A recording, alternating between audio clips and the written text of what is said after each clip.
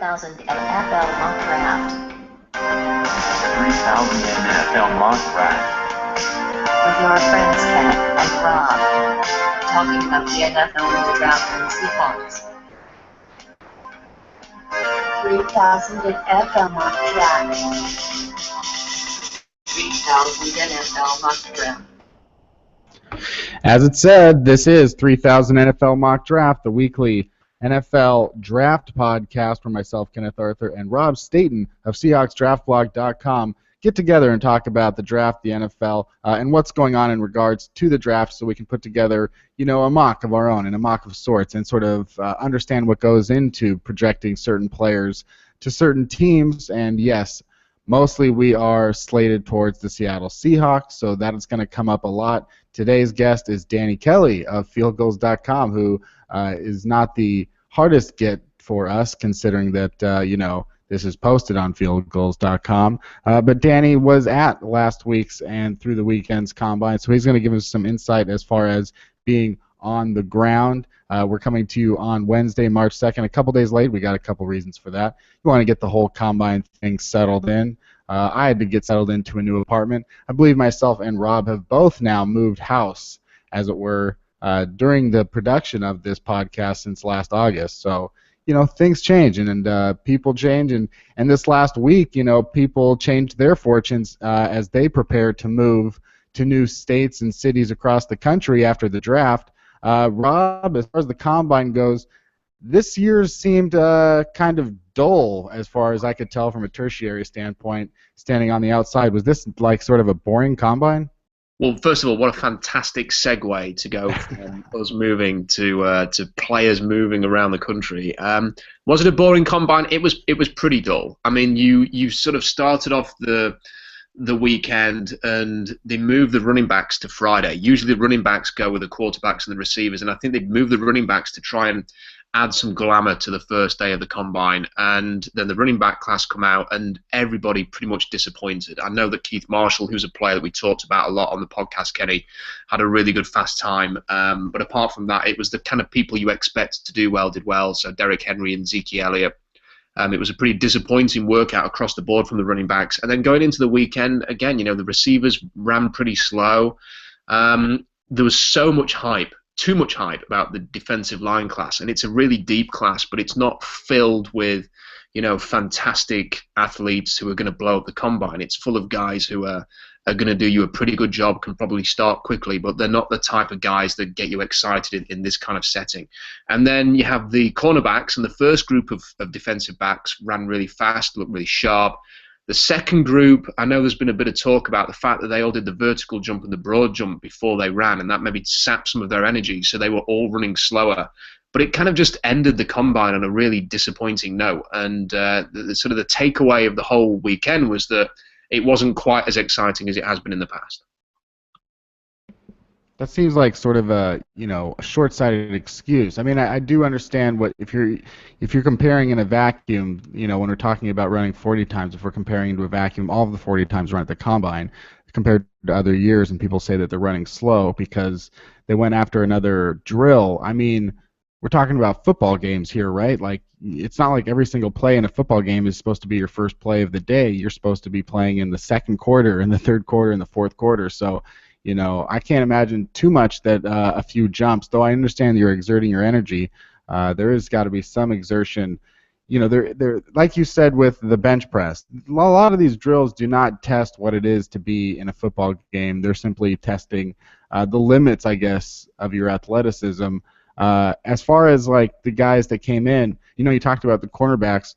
Which cornerbacks disappointedly removed themselves from contention because of their arm length? There was an awful lot of cornerbacks who did that. There's guys like Eli Apple, for example, whose arms are just a shade under 32 inches, which kind of counts him out. Xavier Howard, who is the guy at Baylor, again, his arm length just not quite good enough, and again, he will be counted out now.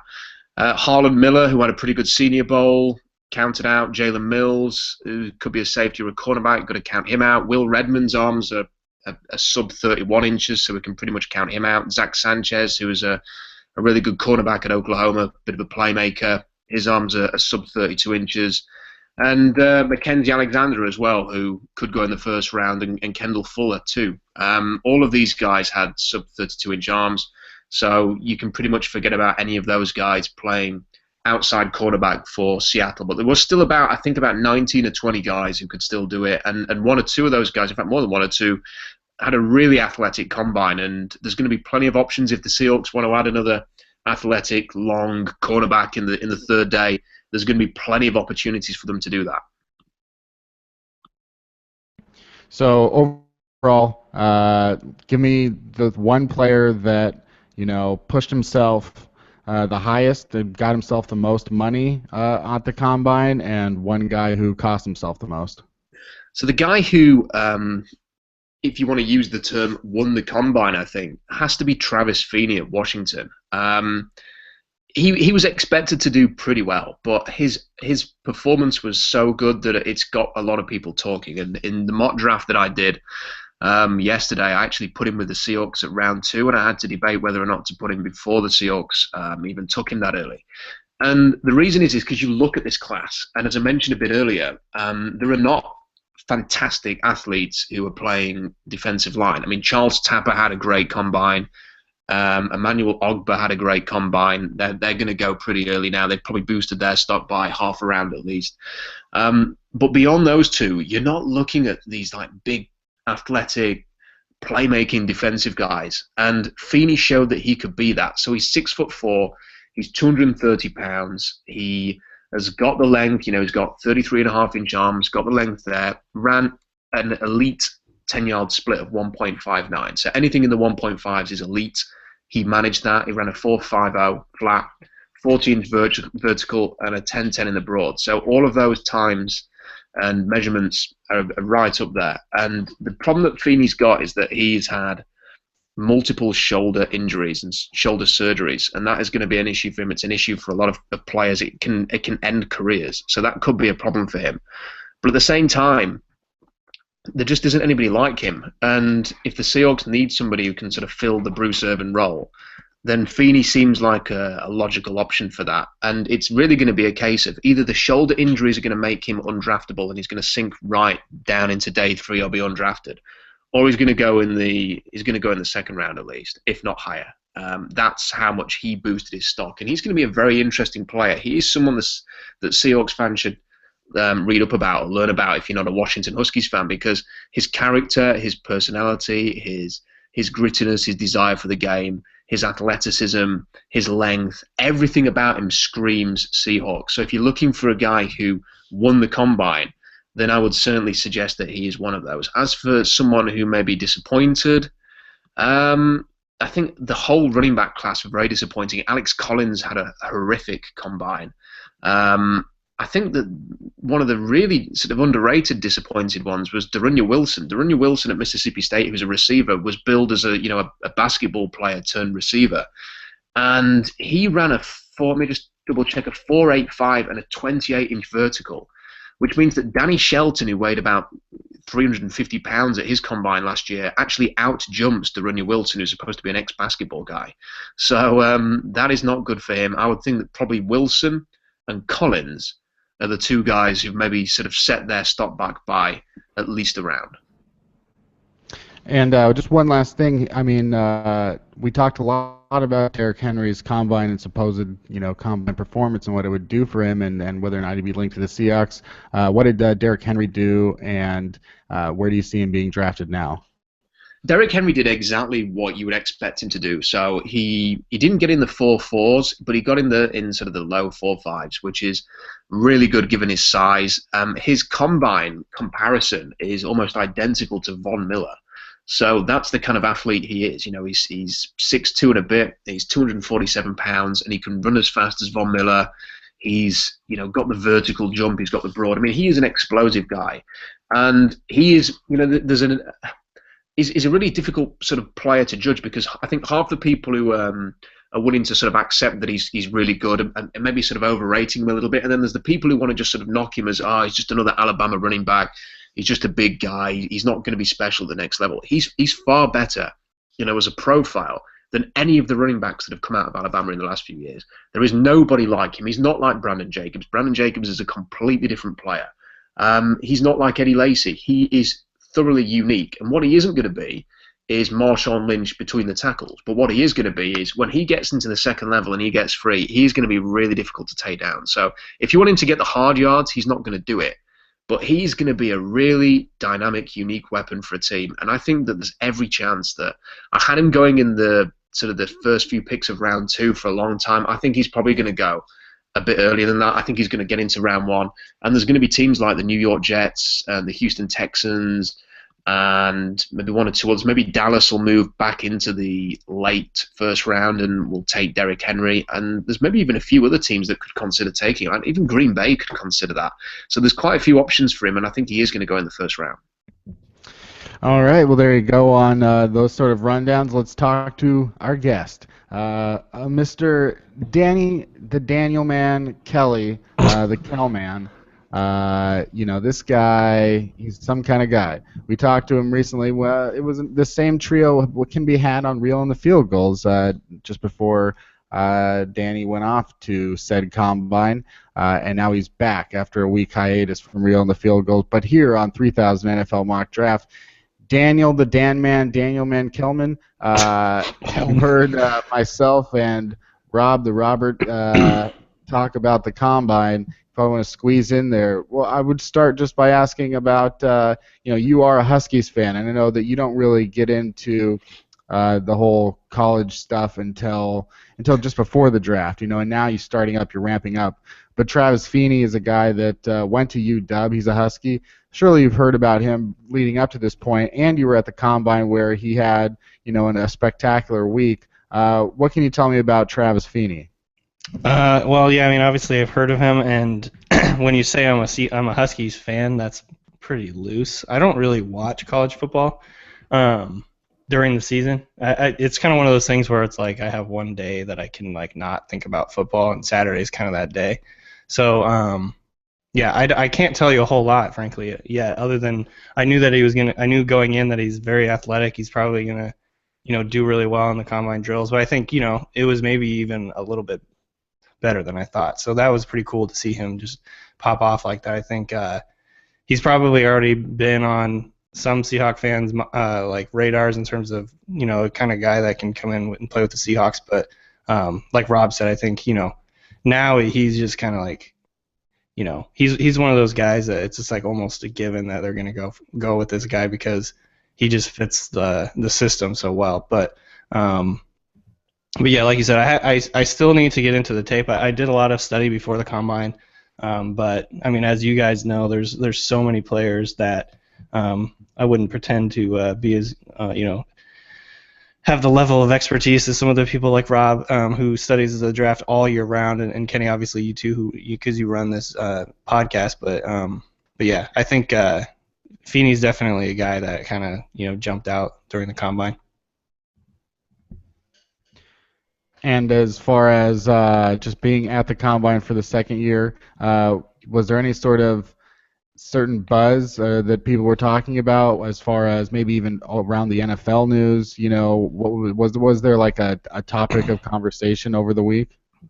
You brought it up earlier, and I think Rob kind of talked about it too. The combine felt a little different this year than it did last year.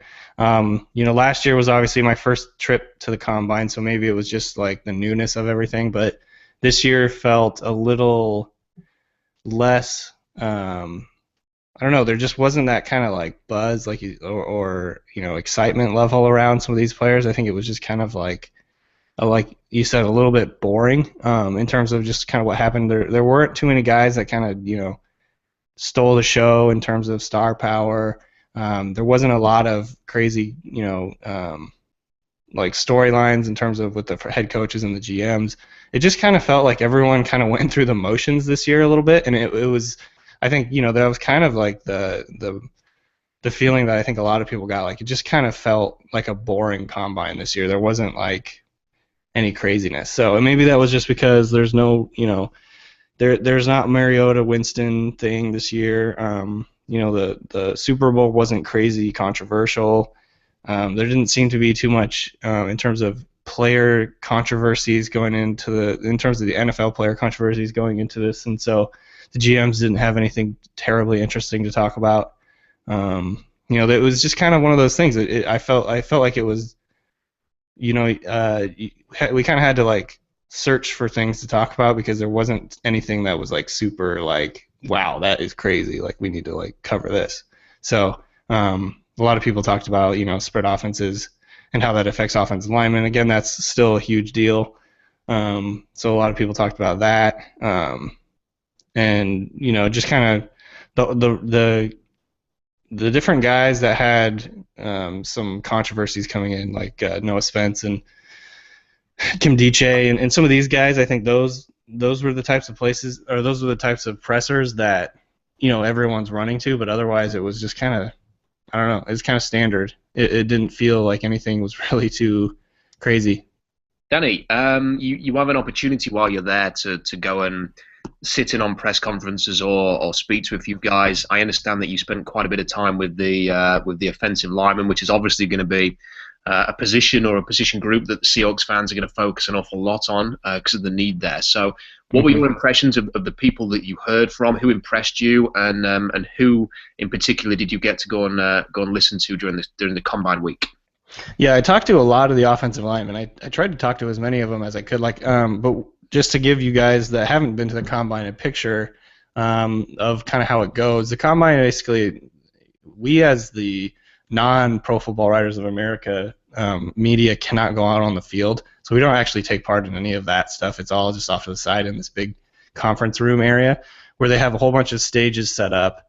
And those are there's like 3 main stages, and then there's also a like section of tables where some of the lower level guys, the lesser known players, can come and talk to the media. So they basically they filter people through during the whole day. So like for instance, when we got there on Wednesday, I think it is the first day of the Combine in terms of the media access, they would it didn't start till like 2:00, and then they'd start sending guys out in waves of 3 and 4. So you have to kind of pick and choose who you want to talk to. And so for the most part, and then there's also GM pressers and head coach pressers going on at the same time. So you kind of like, basically I was running around the whole day, kind of like splitting my time between interviewing players and going to press conferences, trying to write and things like that. So I didn't get to talk to everybody, but there's a couple guys that I thought had pretty good interviews. Not necessarily like anything like groundbreaking or whatever, but excuse me. What's his name? Spencer Drango from Baylor was interesting. He was a good, engaging interview. He talked about his battle with dyslexia, and so that was kind of interesting and kind of how he had to figure that out. And then obviously he talked about kind of like the Baylor system and then transferring one word calls or just picture calls of play calls to the NFL where they're a lot longer and more difficult. I thought he was pretty good interview, and just he was confident, engaging. Some of these interviews are just terrible. Like some of them are just like you don't even, like, why bother even going to some of these, because they just give you like 2-word answers and then they're just canned. Like he's been coached up to what to say. I think a lot of agents or whatever were kind of coaching up players on questions to avoid answering. Like for instance, a lot of people were asking like, what's the craziest thing that you've heard a team ask you so far, and almost everyone was just like, there's been nothing crazy. And it's like, okay, that's not true, but okay. And then the other guy that was actually really impressive and kind of like owned the presser was Stanford's Josh Garnett, and he talked about he wants to run through people's souls, which kind of was a catchy phrase thing that people were talking about. And then he also talked about how after football he wants to become a surgeon. And so it was pretty interesting to hear him talk about how he's like interned and done certain things like in terms of moving towards that eventual goal. And so he was pretty interesting. But those, I mean, if you're not enthralled by those two stories, then that's basically kind of what happened at the Combine. There weren't really anything that terribly interesting in terms of there weren't any interviews that were like, holy crap, that was really interesting to talk to that guy. It was kind of all just general canned answers and stuff. Kenny, I think we spoke to. Or at least I think I was on one of your other podcast last year, and I'm sure that Danny mentioned that he met Pete Prisco at the Combine or something last year. So was there a follow-up meeting with Pete Prisco this year, Danny? I didn't hang out with Pete this year, actually. Kenny and I both know Will Brinson and are kind of friends with him, and Will was not there this year, so I didn't get a chance to hang out with the CBS guys as much as I probably would have if Will was there. So no, I did not hang out with Pete Prisco this year. Unfortunately, I did see him a couple times, but yeah, I didn't get to go get my drink on with him or anything like that. Was there any sort of, as far as the players that were out there and the media, was there any sort of like media groupie situation with one certain player, the one guy that was there that they sort of had a storm around him that was getting the most attention, and maybe someone you don't expect, or was it just like Carson Wentz or whatever? Who was like sort of the center of the 2016 Combine? Yeah, I think like the big guys, like you said, the quarterbacks were interesting. I think Carson Wentz was a big one. Paxton Lynch got kind of a big crowd, and it's funny because when they call out the names, basically there's a person who's on the loudspeaker who will like call out who's coming out into what stage, and so you can kind of gather who's important and who like people are going to be writing about based on the reaction of all the media. So basically there's media tables set up all around this conference room, and they'll be like Jared Goff, California quarterback at Podium C, and then like 50 people will just jump out of their seat and like start running over towards wherever, and there was only a few of those, but I remember like Laramie Tunsil got one of those kind of reactions. Some of the bigger names like Joey Bosa, because he's just funny, and he kind of like he did. I think his presser, which I wasn't actually at, but I kind of heard about and watched later. People were pretty entertained with that. Some of the corners, so like Jalen Ramsey and Vernon Hargraves both did really well in terms of. I went to Vernon Hargraves and I was impressed with him, and then of course he ran really, really, really well. So he was really impressive, and then. I heard a lot about Mackenzie Alexander. I didn't actually see his, but apparently people were like, holy crap, that is the most confident guy ever. So it kind of, I don't really know. We would talk about this a little bit while we were at the Combine. I went with Joe McAtee and a couple other SB Nation people, and we were talking about how these pressers, I don't think that teams give a shit, about the press conferences, frankly. It's more like the interviews with them.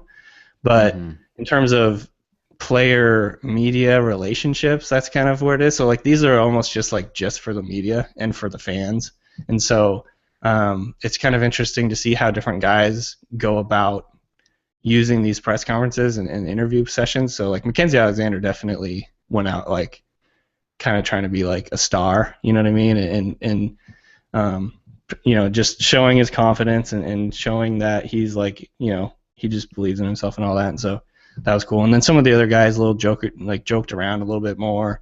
Some of the guys you could tell were nervous and hadn't really hadn't been in that situation much before. But again, for the most part, it was kind of a boring just Combine in general, just based on what happened. Obviously it was great to be at the Combine, and for the media members, I think just being there and getting to hang out with each other was kind of a fun thing for the after the season's over, but yeah, it was just kind of, there wasn't anything super crazy in terms of the pressers or the interviews. Rob, I have a couple of questions for you, Rob, as we get through this Combine as well. For one I don't know anything about Joshua Garnett, really. We haven't talked about it on the podcast. The 2015 Outland Trophy Award, he's a guard at Stanford. He's a native of Washington State. A native of Puyallup, born in Auburn.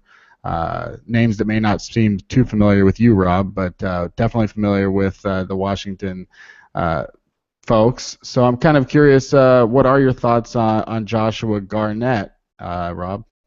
Well, I've seen the sort of the is it Puyallup? Is that how you say it? It's like do the Puyallup. Puyallup, yeah. Puyallup. Okay. Every time I've seen that written down, I've thought, what the hell do you say that? Fair enough. First thing.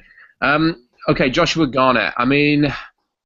He is going to be a very popular player because NFL fans in general love offensive linemen, and they love offensive linemen who say stuff like, "I want to take your soul when I block through you." So I think pretty much every fan of any NFL team in the world is going to probably want their team to draft Joshua Garnett. But from strictly a Seahawks point of view, there are some things that they will like. His length is fine. He's got 34-inch arms. He's 6'4". He's 312. He could probably get up to about 315, 320, which is their ideal for a left guard. But he is not a very athletic guy. He had a 29-inch vertical. His broad jump was one of the worst amongst defensive linemen. And if you've noticed over the last few years that Seattle's trend is to not go for the John Moffitt or people like that. It is to try and find guys who have got a lot of upside, because the way that the league is going with so many athletic defensive linemen in the league right now, you're going to have to need somebody who can block Malik Jackson or Kawan Shaw and stuff like that, and you have to match them up athletically. And Joshua Garnett is going to be a good fit for a power. He looks like a perfect type of guy to go and play on Pittsburgh's offensive line.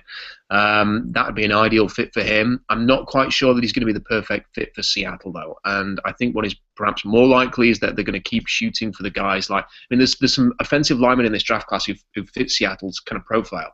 Connor McGovern at Missouri, Joe Dahl, who was at Washington State, and Graham Glasgow, who is at, or as Mike Mayock was calling him all the way through the combine, Graham Glasgow. Which are you both aware of the place Glasgow in Scotland? Yes, I am. Yeah. So why the hell is he saying Glasgow? I don't know. I'm out there in Washington State, where I went to school in Pullman. Right across the border in Idaho, is Moscow, Idaho,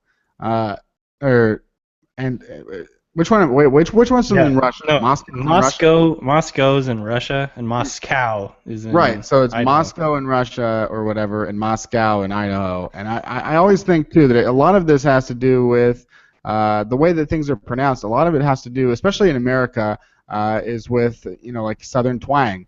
Like the people in the South especially, they just don't say the words in the same way that we say the words. So that could be a part of the Glasgow problem. It definitely, I think, it contributed because Eastern Washington is kind of a podunk area. So you get some of that. I'll go down there to Moscow. So it's just they don't know how to say the words. I wonder if that might play a part in it. I want to ask Rob too. This is a Britishism question. Is how do you guys pronounce Edinburgh? Edinburgh. Oh, that's pretty good. I would say Edinburgh. Edinburgh. Yeah. Because to me, it looks like Edinburgh. Obviously. Like Edinburgh. Yeah. I would say Edinburgh. Edinburgh. And then I feel like Scottish people say it like Edinburgh. That's exactly how they say it. So, anyways, yes, that's yeah. I don't want to go off topic and from pronunciation, but the other thing that's interesting about Garnett winning the Allen Trophy is who is winning this Allen Trophy? It's such a weird award that you don't give it. They give it to you can be any of the offensive or any of the defensive linemen that wins the Allen Trophy. Past winners include Brandon Scherf, Aaron Donald, Luke Jokel, Barrett Jones, Gabe Carimi, Damakung Suh, Andre Smith, Glenn Dorsey, Joe Thomas, Greg Esslinger.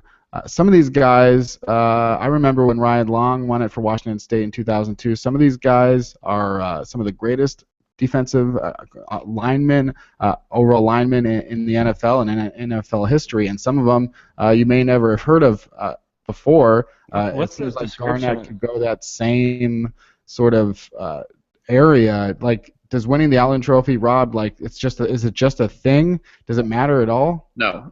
It's basically given, I think, to the best linemen in college football. And if I'm not mistaken, I think that it was Joshua Garnett, Spencer Drango, and another who is not in the draft who was up for this award. And when I saw who was up for it, I was really surprised that Sean Coleman did not get to be a finalist. I mean, this is a guy who has come back from beating cancer, and for me was probably the best performing offensive lineman in the SEC. Let's not forget that Laramie Tunsil missed the vast majority of the season, so he barely played in 2015. So the fact that Sean Coleman was not in that list kind of weakens it for me. Joshua Garnett, just to go back to him briefly, I mean, he is a really physical, tough player. But I would be slightly surprised if the Seahawks drafted a guy like that. I think for left guard, they're more likely to draft someone who is a converted tackle. Personally, I think that they're going to probably bring in a veteran left guard. I don't know who it's going to be, but I think they'll probably bring in one veteran offensive lineman. And I think it's probably going to be for the left guard position. And Joshua Garnett, I could see him going to someone like Pittsburgh in round 2. And then the other thing that I brought up just briefly was the talk about Carson Wentz.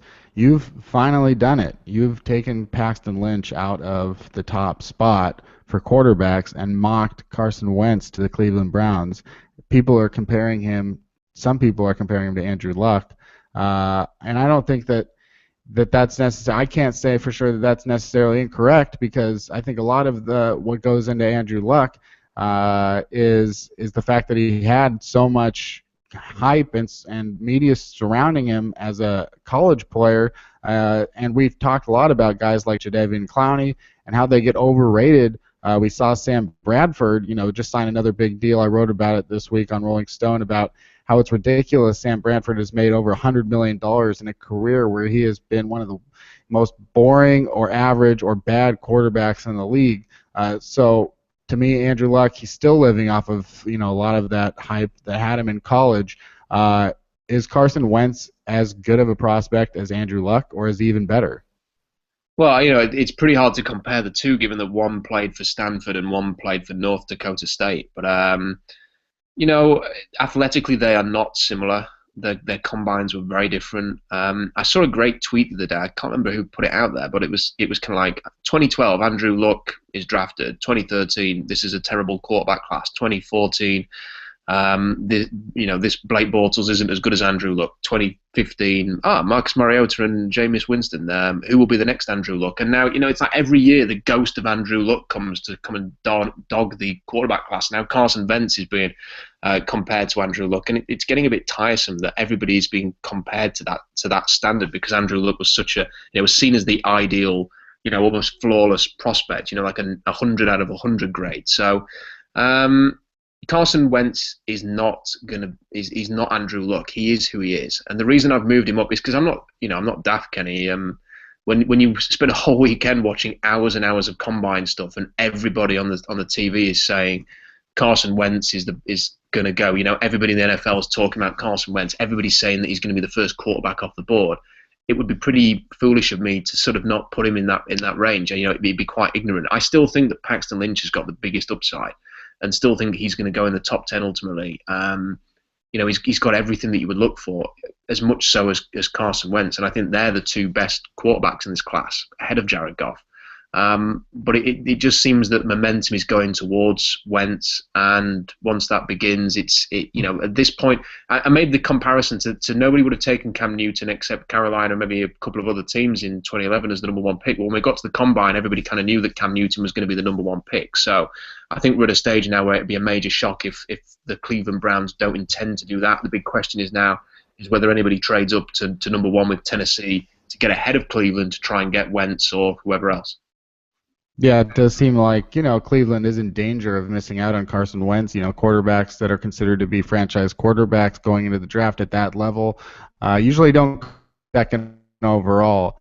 There would have to be some of that, that concern about the fact that he played at North Dakota State, really, for him to not go first, you would think. Cleveland was in a similar position. I feel like they've let themselves be passed over in the past. I mean, they made that trade for Trent Richardson, I believe, when they went down from like 2 to 3 or 3 to 4, or they went up from 4 to 3. Like they don't really know what's the right thing to do or right thing to target is, and whether or not that'll change this year. Maybe they will be fine with Paxton Lynch, and maybe Carson Wentz and Paxton Lynch go 1-2. If you see a team trading up to number 1 for a player like that.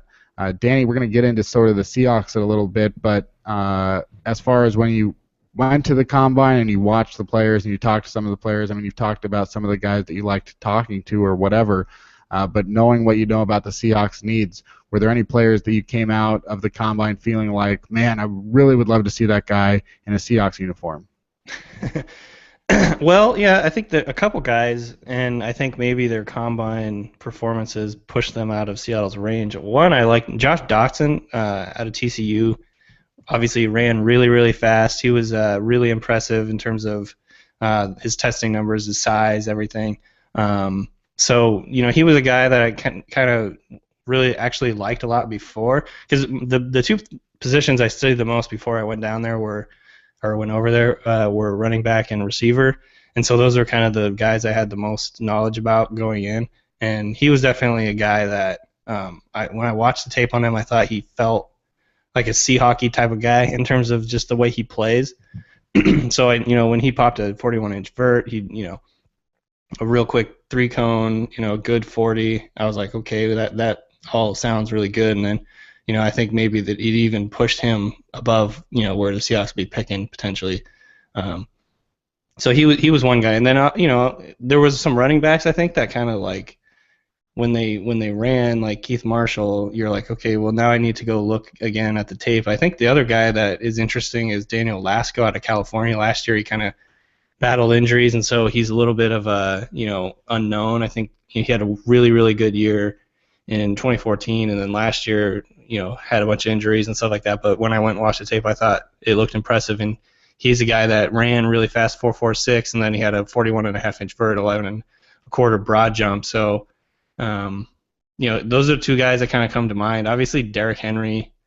He did what everyone was hoping he would do in terms of his impressive running, and so he's a guy that I think a lot of people could see on the Seahawks. I don't think that they'll take him if he's even there, but that was kind of I think just kind of the easy connection for the Seahawks there. So I think otherwise I there wasn't, again, it's like kind of the thing where there's so many guys and so much weird crap can happen in the first 25 picks that I didn't really go in thinking like, oh, I want to talk to this guy for the Seahawks. I just kind of wanted to learn about all these guys in general. So I didn't really come out thinking like, oh, this is a perfect pick for the Seahawks, because I did that a little bit last year, and you get disappointed when obviously a lot of these other teams take the guy before the Seahawks even get to pick. So yeah, I think the receivers and running backs, there's definitely impressive ones there, but no one stood out. I think there was actually a couple defensive linemen too that kind of stood out. Just talking to the offensive linemen, like they were really impressed with Sean Robinson from Alabama. Just a really hard guy to move in the run game, which I know the Seahawks really value. Especially with Mebane and Atiba Rubin, kind of, there are futures unknown here. So that would be another guy that I would bring up. I think a lot of the offensive linemen talked about him. Rob, do you think that there were any sea hockey guys as far as defensive backs, like in the day three, or offensive linemen that you saw came out of the combine as sort of Seahawk guys? Oh yeah, I mean this is the good thing about this draft, and we can talk about the combine being maybe a little bit dull at times, but it's a really deep draft class. You're going to find guys that are going into round 3 or 4 that are pretty interesting here, that can have an impact. So, and the great thing is that they kind of match up with Seattle's needs. So the Seahawks can find guys who can start quickly for them and replace some of the guys that they're maybe going to lose. So if you want an offensive lineman who is pretty Seahawky, I think there's 3. What you're going to happen? This is the way the draft's going to go. Okay, you're going to have 4 or 5 offensive tackles going before Seattle pick. And if the Seahawks if they have to replace Russell Okung, let's just assume that he leaves in free agency. And if they need to fill that spot, and most people would say that they probably have to, you don't want to have Justin Britt back there or Alvin Bailey, then they're going to have to take one at 26. And this is why a lot of the talk on the blog this week is kind of focused on 3 guys: Sean Coleman, Jermaine Ifedi, and LaRaven Clark. These are 3 guys who tick the boxes for Seattle. They're all athletic. They've all got long arms. They've all got sort of a level of athleticism and upside, which is very strong. And the one guy out of all of them that really is the most interesting is Jermaine Ifedi, who is the guy at Texas A&M, because I don't know if either of you two saw his combine workout, but the guy just looks like the Hulk. I mean, he's incredible. I mean, his frame is remarkable. He's the type of guy that you let get off the bus first. And when you actually, a lot of people want to knock his tape and they say, oh, he's disappointing and stuff like that. I'd recommend that people go and watch him against Alabama from 2015 and just see what he was able to do against that team. I mean, this is a guy that bends really well, gets into his sets, he can kick slide pretty well. I put a video on the blog today of him in the mirror drill at the combine taking on Laramie Tunsil. Laramie Tunsil runs like a defensive end or a tight end. He's that athletic, and Jermaine Ifedi stayed with him the whole way. I mean, it was a really impressive combine for Jermaine Ifedi, and he had the second best vertical jump in the entire offensive line class. Let me remind you that he's 6'6" and 324 pounds, and he jumped half an inch less than Connor McGovern, who everybody would say is a Seahawks type of guy. Well, Jermaine Ifedi jumped half an inch less than him. I mean, he's an explosive athlete who is long and has got massive potential. Daniel Jeremiah's been talking him up as well on the NFL Network, saying he's going to go in the late first round. He's very much a Seahawks type of guy. In terms of the interior, you can find great options in the interior offensive line in rounds 3 and 4. Connor McGovern, Joe Dahl, as we've talked about, both look very much like center or right guard prospects. I think that Graham Glasgow could play center or left guard. There are others as well that maybe can convert from tackle and kick it into left guard. Defensive backs, there is a whole host. I mean, it was a really interesting to see some of the defensive backs work out at the end of the day. And there's some really athletic people that they could bring in day 3. I'm just going to try and find my list of guys who really impressed. I think I've lost it, but. So DeAndre Hall had a sluggish 40, but he looked really smooth. He ticks all the boxes in terms of length and size. I thought that TJ Green was pretty good in that sense. There was a guy called Cummins who was pretty good. There's the guy from Northern Iowa State who was very good, DeAndre Hall. So there's lots of options there. Justin Simmons was the other guy who was pretty good. And Darryl Worley, who is from West Virginia, who is extremely long and had an explosive vertical, I think, and looked pretty good in the drills. So they're going to be able to, if they want to add somebody in rounds 5 or 6 like they usually do, they're definitely going to be able to do that. Let's talk a little bit about sort of the Seahawks and the stuff that's going on, because the holes that they have to fill are going to happen in the next few weeks. We had the franchise and transition tags given out this week. And we know that, with guys like Josh Norman and Tremaine Johnson and Eric Berry off the market, the guy like Jeremy Lane, your value is going to go up, and maybe it'll be harder for the Seahawks to bring someone like that back. If you are, getting franchise like Cordy Glenn, the tackle, then we know that Russell Okung's market is going to get that much more tough to compete in. Danny, did you have any thoughts as far as the franchises tags, and as far as next week, what players do you expect to not be back with the Seahawks? Yeah, I mean, I think it's just really a lot of it depends first on kind of. I don't think any of the franchise tags really had anything, big effect for the Seahawks. I think a lot of it kind of just depends on the Seahawks' priorities. So, like, what happens with Russell Okung is probably going to affect what happens with Jeremy Lane and Bruce Irvin. So there's just a lot of unknown there. I think it was interesting that Mario Williams got released. I think he's going to be a guy that gets a lot of attention on the open market. Plus, it adds another pass rusher out there in addition to Bruce Irvin. So maybe teams will knock Bruce Irvin down a notch in terms of the guys that they're going after. On the other hand, Olivier Vernon got tagged, which I think was pretty expected, but that takes one pass rusher off the board. So I think, overall, it's kind of a wash. I think Irvin, it sounds like the Seahawks former coaches are going to go for him, both with the Ravens and with the Falcons. And, I don't really know how I feel about that. I think that they're probably going to be overpaying for him. But in terms of, just there wasn't really anything that stood out in terms of the franchise tags that changed much in my mind. I think,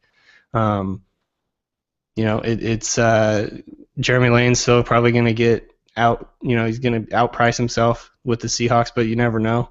And then I think Bruce Irvin definitely will. And things I kind of heard, whispers at the combine is that there's some, it's just going to be really interesting to see what happens with Russell Okung and representing himself. It just sounds like that is a huge variable in terms of, he could get really turned off by the way the Seahawks kind of go about their business in terms of dealing with free agents. I think there's usually that buffer with the agent, and it wouldn't surprise me to see Okung kind of get pissed off at the Seahawks and potentially go somewhere else. Plus, he has a lot of pressure under. He's under a lot of pressure because all these players are looking towards him to do really well in this situation, because he's talking about how players should all drop their agents and blah blah blah. But if he doesn't do a good job of kind of like maximizing his value, then people are going to be looking at that and kind of calling that a failure. So I think it all kind of comes down to what happens with him first, though. I know that Sheil Kapadia had his, he listed out the guys that he thinks will be back and won't be back for the Seahawks, and the three guys that he does think are going to be back are Brandon Mebane, Atiba Rubin, and Jeremy Lane. And Rob, you agreed with those three as well as the guys that won't be back. How do you feel about them being sort of secure on the defensive line, but at the same time, going back and once again rebuilding the offensive line? If Russell Okung and J.R. Sweezy are not back, then they would have Justin Britt at left guard, and I guess Patrick Lewis at center, and then they have Gary Gilliam there at the right tackle. Basically, I guess my question would be, sort of for both of you guys in that scenario, is there anybody that can play left tackle next season for the Seahawks besides Gary Gilliam? And now that Alex Mack has opted out of his contract with the Cleveland Browns, Rob, you've talked a lot about Alex Mack. Do you expect Seattle to be a contender for Alex Mack at center? And who can play left tackle if not Okung? Well, I think that Alex Mack's going to play for the Los Angeles Rams next year. It's just a perfect fit. We went to college in California. They've got an insane amount of cap room now because of the guys they cut. They need a center. It just seems like a perfect fit. They could easily throw $10 million a year at Alex Mack, make him the highest paid center in the league, and that's that. So I think that he's probably going to end up with the Rams. I think I agree completely with Shield's analysis, because I just think that J.R. Sweezy is going to get an offer which is just a little bit too rich for the Seahawks, just a little bit more than they're willing to go. I think that Russell Okung, when you look at the fact that Cordy Glenn is a franchise guy, Donald Penn may get tied up by Oakland, and Okung's probably in between those two guys. He's probably just a little bit behind Cordy Glenn, but a bit above Donald Penn, who's a bit older than Okung. So I could see that someone like the Detroit Lions, especially if Calvin Johnson genuinely does retire, that they may just have a look at Okung and then be able to address a different need in the draft, because their top need is probably to get a left tackle, and he'd suit that system. They're very much a passing offense. That is going to be, I think, what Okung goes for. I think part of the reason he gets banged up so much, I think this is something that Danny O'Neill has talked about, is the fact that he plays in such a physical running scheme for Seattle, and I think that it would appeal to him to go and play in a dome, passing offense, go and look after Matt Stafford. There's a couple of Seahawks links at Detroit already, so that's maybe something that he will do. I think that Bruce Irvin's going to go, and good luck to him. He's going to get an insane amount of money, which isn't a surprise if Malik Jackson's getting $13 million a year. That Bruce Irvin's going to get something similar. I think that's pretty much it. So there's Mebane and Rubin. There's no real. If you're sort of left looking at Rubin, Mebane, and Lane, there's absolutely no reason why the Seahawks can't keep Rubin and Mebane, just to sort of keep the run defense that they've had, and then just ensure that any defensive lineman that they bring in is adding to what they've got rather than having to replace guys. And then with Jeremy Lane, you can probably throw a bit of money his way just to avoid having to mess around too much in the secondary, because look what happened with Kerry Williams last year, and that was a disaster. And you have got a young crop of defensive backs, but do you want to have to rely on one of those guys becoming a starter, either in the slot or outside? Do you want to rely on Deshaun Shedd, or do you just want to try and keep Jeremy Lane? So I'm just wondering whether the Seahawks will overpay a little bit than they otherwise would want to on Jeremy Lane, make him the priority, keep Mebane and Rubin, and maybe just have $3 or $4 million to spare to go and then bring in either a veteran defensive lineman to add a bit of depth there, or to bring in a veteran offensive lineman. It wouldn't be like a top tier guy, but probably someone who's earning $3 or $4 million in the second wave of free agency, just to add something to the trenches going into the draft. Annie, what do you think? How do they address the offensive line for next season? They've got I mean, there is a scenario that exists that is not that outside the realm of possibility where they have 5 new starters on the offensive line. How do they address that? Well, yeah, and that's always the fear because especially last year when they started really slow, it's like you hope that they kind of figure it out before the season starts, like what these guys can give them. There's a couple free agents that they could have for less than what Okung is going to be making, but at the end of the day, like you said, and John Snyder said this too, it's like continuity and experience together is important for an offensive line. I can't remember the word he used, but it was like talking about how playing together is the most important thing on the offensive line, not necessarily having the most talented players. I think it's wasn't it cohesion? I think cohesion, yeah. So it's like I don't know how you're going to get that, John, without re-signing J.R. Sweezy and Russell Okung, but I do agree in general that like the best offensive lines are the ones that have been playing together for the longest, not necessarily the ones with the best players. But that said, I mean, there's a couple of offensive linemen out there like Mitchell Schwartz. Kelvin Beachum is a guy that could be had for potentially less than what Okung is because he is coming off of a torn ACL, but he played really well for the Steelers when he was healthy. Trying to look through the list here. I mean, there's just a couple of guys like even Alex Boone potentially. I mean, he. Can I throw a name out there? I think that one option could be Phil Loadholt. So because he's got experience with Darrell Bevel in Minnesota, he looks like he's going to be. They're going to Khalil or Phil Loadholt definitely. They're going to cut one of those guys, and it's probably going to be Loadholt. I mean, he had a lot of injuries last year, but he's the type of guy who has got the size and the length that they like at left guard. And I just wonder if they could get him on a pretty cheap deal to come and play left guard and just offer a veteran presence up there. Yeah, Brandon Brooks is another guy from the Texans. He's a guard, and he played in the. He's been in the zone blocking scheme there, and so it seems like that would be a pretty quick reaction.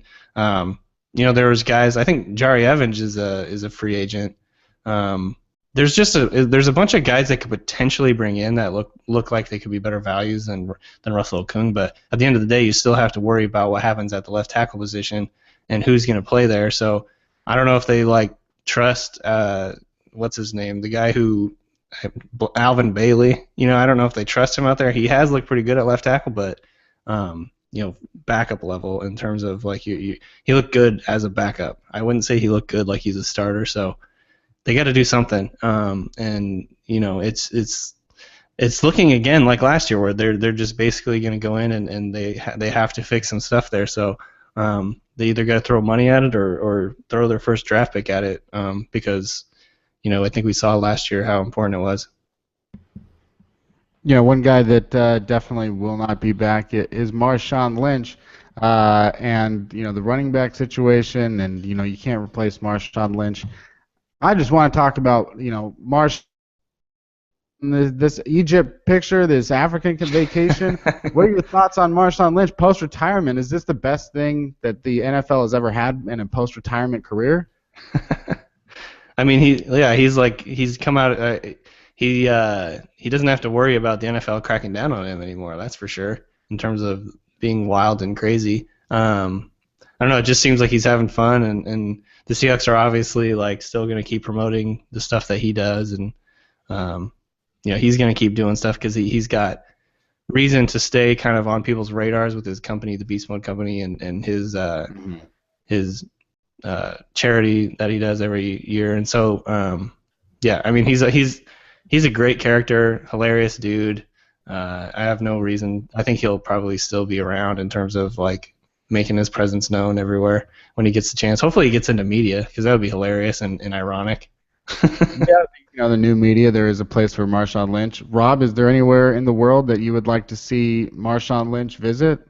Yeah, I'd like to come over to Yorkshire and spend some time over here. I thought the best image, apart from him on the camel, was the one of him being hounded. I've been to Egypt and a couple of other places in North Africa, and there were just constantly, people coming up to you trying to sell you, kettles or bits of tat and stuff like this. And I just thought it was great to sort of see Marshawn Lynch surrounded by these people, just sort of like he was some kind of emperor or king, and yeah, I mean, with a tea towel on his head. So I mean, he just looked He looked like he was having fun, and I think he's out there. I spoke to Breno Giacomini when New York played Miami at Wembley, and he was talking about how they go to all these different places in the world. And I think he and is it Gary Barnage at Cleveland sort of organise these things, and Marshawn Lynch is obviously goes with them and does all of this. So he obviously has a good time doing that, and it's great to see. I thought the best thing was seeing that Marshawn Lynch was still wearing a Seahawks hat in one of them. Reppin'. He obviously, I mean, because he never speaks, and because there's all this mystery about, the relationship between Lynch and the Seahawks, you're never quite sure, how he's leaving the team, how he feels about it all. So it was kind of good just to see, from a pure sort of fan's point of view. He's obviously not that bitter that he refuses to wear a Seahawks hat. He's still got some connection with the team there. Yeah, that is a good point. There's probably some speculation about how Marshawn Lynch feels about the franchise or whatever, and I don't know how does one feel about a franchise. Are franchises supposed to be sentient entities that we're supposed to feel something about? Everything changes, and maybe does he like the city? Does he like if Marshawn Lynch did come to Bellingham? Dan, where would you take him? Where would you show him in Bellingham? What are the places that you would be like, Marshawn, you're really in Bellingham? I would probably take him to the Beaver Inn and play pool with him and see what he does. And play some buck hunter, things like that. I think that would be really fun. Maybe go bowling? Oh, yeah, that would be great. I actually have seen video of him bowling. I think he's like a pretty serious bowler, so that would obviously be great. Speaking of bowlers, some people wear bowler hats in England. Rob, where would you take Marshawn Lynch if he came to your hometown? Well, I'd probably take him. I mean, I know that the nightlife in England is very different to what you guys experience over there. I mean, you can drink age 18 over here, so and a lot of people get in 16, 17. So the nightlife. I kind of think that Marshawn Lynch should enjoy a night out in England. So. I think I'll just sort of play that one by ear, and we'll just head out into the town and see where it takes us. Do you think Marshawn Lynch drinks Fireball? I mean, he's synonymous with the product due to the duck boat, parade. But I don't know if Marshawn Lynch even strikes me. I mean, I guess I kind of just think of Fireball as a white guy drink, as more than anything else. I think he would drink it, but isn't he known for Patronacy? A mixture of Patron and Hennessy. Oh, geez. I don't know. That sounds That's his drink. Horrible. That's his drink, is what I've heard. Patronacy. Yeah. Rob, do you guys have Fireball in England? No, I have no idea what it is. It's a cinnamon whiskey, basically. So I feel like it's most popular at Wazoo, Kenny. Maybe. I mean, if it was, I'm pretty sure Fireball came into existence probably like 2009, 2010, and I graduated before that. So, when I was at Wazoo, the popular drink was Busch Light. That is the drink of Pullman, Washington. People call it Pullman water or whatever, because you could get 30 packs of Busch Light for like $10 or something like that. Jeez. Really the drink as far as it's just so much different in legit college towns where like shots of Jägermeister are like $1 or maybe on a special it's 50 cents, and now I live in Los Angeles, that's like $7 or $8 or whatever. It's definitely not the same, or I should say pounds or euros for Rob's sake. I don't know exactly what are you guys on the euro? You're off the euro? Never on the euro? No, we've never been, and we are actually having a referendum in a. It's actually my birthday this year, where they're going to decide whether or not to leave the European Union. So, wow, if that happens, Great Britain won't actually be part of. I mean, it will technically be part of Europe, but it won't be. So, we'll be like you guys and Canada and Australia. So, there's a big vote. Yeah, when I went to Europe, the UK wasn't on the Eurail either. A bunch of bastards. So you have to pay for everything in pounds. It's so expensive. Yeah. If you want to, if you go to sort of any mainland European country, you can just use the same currency, and it's pretty easy to get around. But as soon as you go into the UK, it's like we didn't go for the euro. The pound still was pretty strong at the time, and nobody in the country wanted the euro. And there is a lot of benefit to not going into it, but. Yeah, it's pretty awkward if you want to include the UK on a trip around Europe. Yeah, I've never been, and based on this conversation, I'll never go. Kenny, you would love London. You'd have Nah. I've always wanted to go. It definitely felt, like you'd be in another country, but you'd still be in Seattle. Like that's sort of how I felt. It was It's just definitely basically. not as laid back as Seattle. It's definitely not. No. Do Americans get treated well? Oh yeah, I mean, there's a whole host of them in London. And if you came anywhere north of London, you would be treated like, I guess, the same way that I got treated when we drove through New England and we're going to a lot of towns that had never seen an English person before, and it was like, I had two heads or something. When I asked for a coffee and they didn't understand because I'd said it in an English accent, and I was people here find on the counter. So people here Come find from the England. English You go to the accent New so England. charming. Sometimes the new version isn't always better. it was great. I mean, overall, it was great. It was just sort of the smaller villages. We drove from New York all the way up to Boston and went through, all of the different states and stuff like that. And there was one or two places we stopped where outsiders don't often venture. So it was pretty interesting. Rob, is Yorkshire near York? Yeah, York is in Yorkshire, so that's Okay. It's. I want to call it like the capital of Yorkshire, but it's not really that way. But Okay. it's named after York. So Oh. major cities you've got in Yorkshire are York, which is an amazing place, and if you're ever up here, you should go visit it. And then you have a place called Leeds, and you have a place called Sheffield, and they're the main three cities. Is there Is a it band weird? from Leeds? Is there a band from Leeds? There's many bands from Leeds. I don't know about that. I was thinking like the Beatles or someone like. No, they're the Lovely Lads They're from Liverpool. Liverpool. Yeah. But I thought someone was from Leeds, like I don't know, Rolling Stones or something. No. It sounds- The Arctic Monkeys. Do you know who they are? Yeah.